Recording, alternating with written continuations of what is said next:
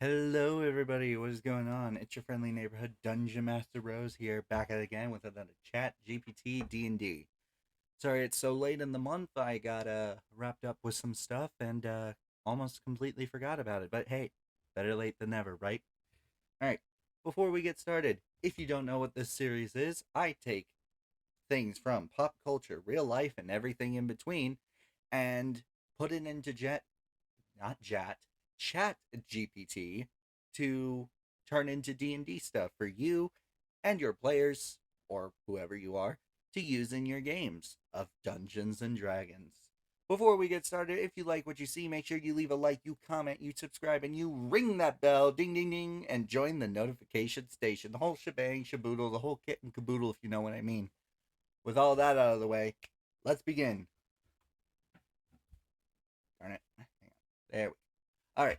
First up, we've got something I feel like Dr. Doofenshmirtz would absolutely despise, and that's Parry the Platypus as a stat block in D&D. We've got a medium beast, lawful good, with an armor class of 14, 68 hit points, a walk speed of 30 feet, and a swim. Oops, wrong button. Walk speed of 30, swim of 30.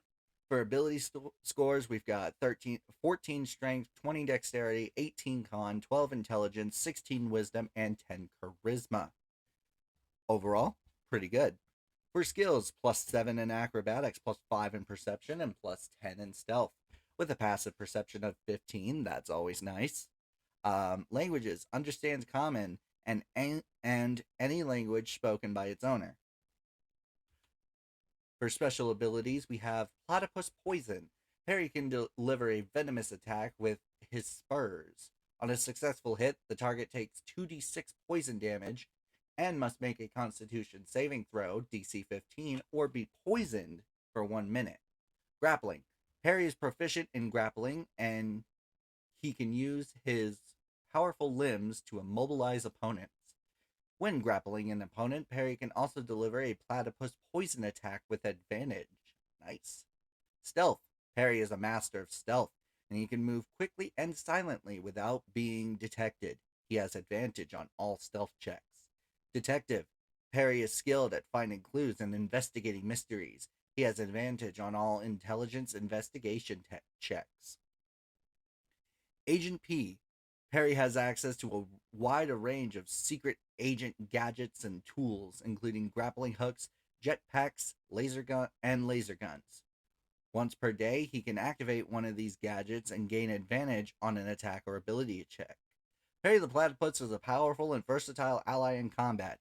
With his platypus poison attack, his grappling ability, and his mastery of stealth, he can quickly disable opponents and take them out of the fight.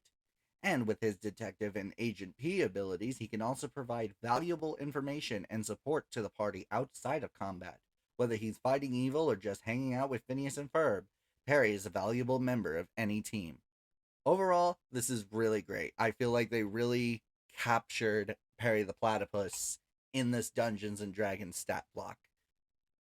Amazing. There's not a single thing I would change about this one. Next up, we have Cutaway Comedy, the Family Guy cutaway gags as a bard spell. I already know some people are really going to like this. A second level enchantment, with a casting time of 1 action and a range of self. It has verbal and somatic components and requires concentration up to a minute. You begin to tell a joke or anecdote, and as you do, your surroundings transform into a cutaway gag from a Family Guy episode. The spellcaster must make a performance check against the listener's insight check. On a successful check, the listener is charmed and begins to laugh uncontrollably, suffering from the charmed condition. They are unable to take any actions until the end of their next turn. While under the effects of the spell, the environment changes to match the theme of the joke or anecdote. This can include visual changes, such as turning a forest into a bustling cityscape, or auditory changes, such as adding sound effects like a studio audience or a laugh track. At higher levels, when you cast the spell using a 3rd level spell slot or higher, the duration increases by 1 minute for each level above 2nd. Pretty good, pretty good. This spell is ideal for bards who want to inject a little levity into a tense situation, or for those who just love to tell jokes. By using their comedic talents, bards can distract enemies or charm their allies, making it a valuable addition to any bard's spellbook. Really awesome. I like this. I love this. I would allow this in my games.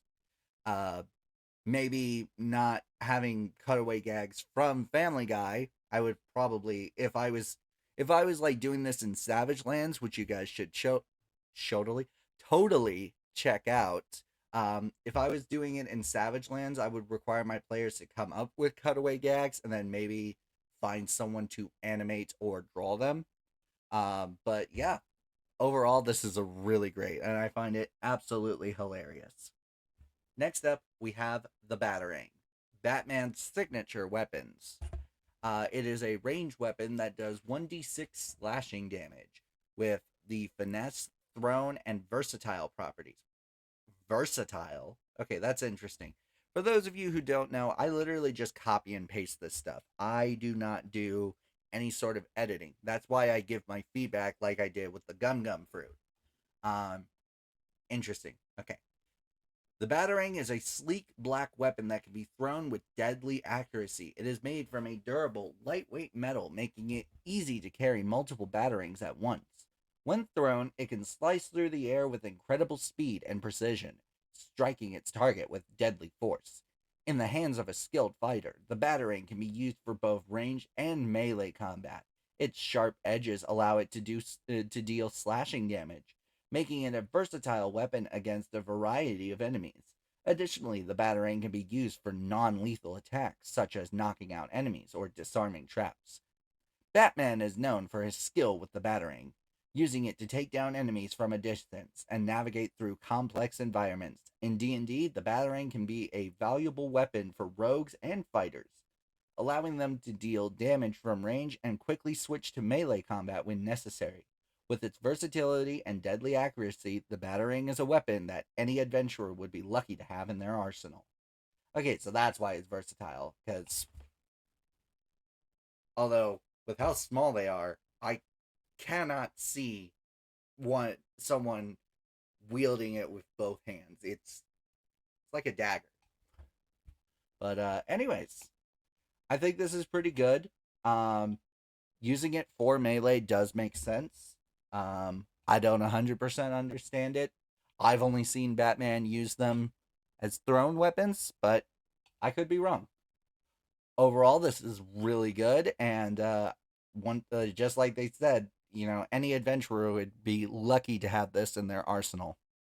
Next up, we have the Hammer of Dawn, the satellite weapon from Gears of War, which is probably one of the best shooters.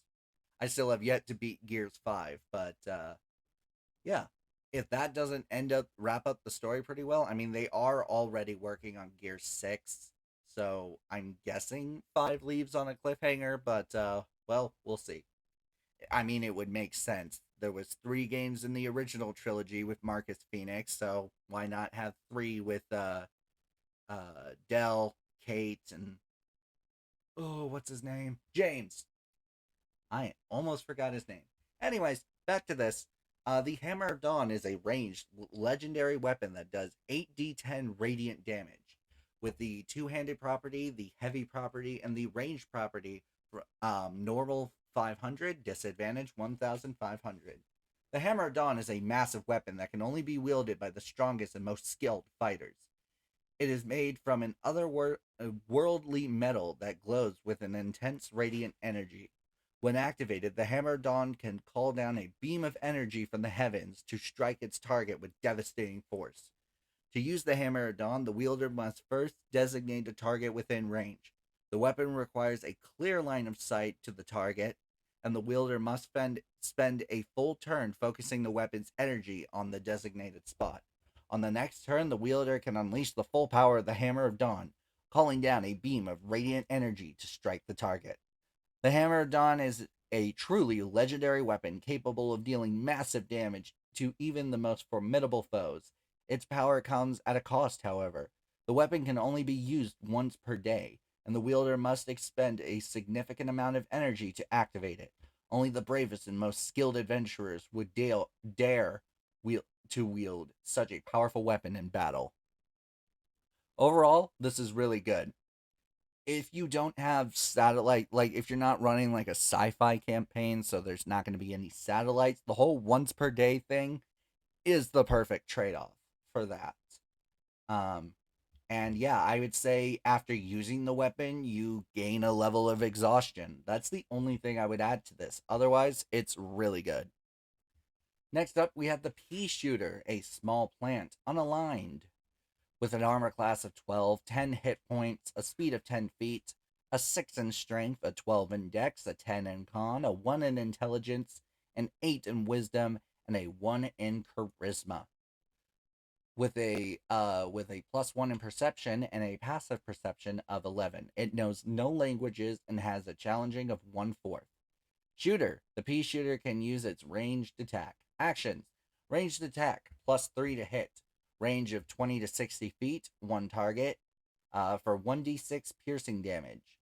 The pea shooter is a small plant that has a single cylindrical stem topped with a round green head. Its primary form of attack is launching peas at its enemies from a distance. Despite its small size, the pea shooter is surprisingly accurate and can deal a significant amount of damage to its targets. In combat, the pea shooter would likely be used in groups, with multiple pea shooters firing at a single target to overwhelm them with their ranged attacks. The pea shooter's low hit points and lack of mobility make it a relatively easy foe to defeat, but their ranged attacks can make them a dangerous threat if left unchecked. Overall, pretty good.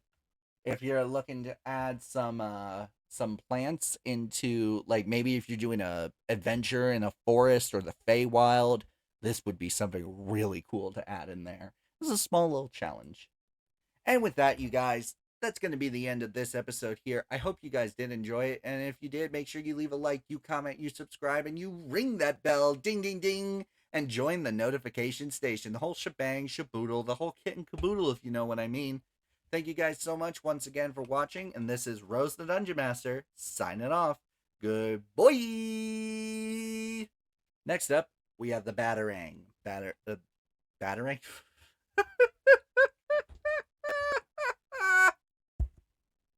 Oh, God. Why am I pressing that? Oh, good gravy.